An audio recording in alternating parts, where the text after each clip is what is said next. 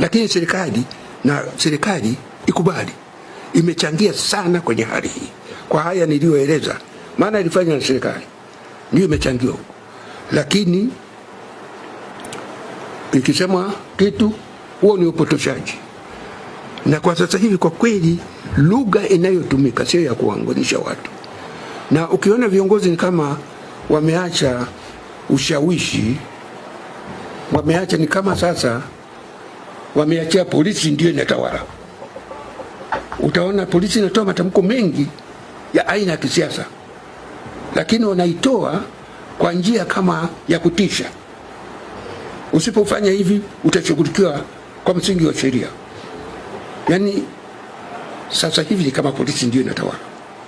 Sio umeona matatizo haya makubwa yote tunayoyazungumza haya. Umepata kusikia kauli za wakubwa? Ni kama wanakwepa. Hawa ndio wanaleta matatizo.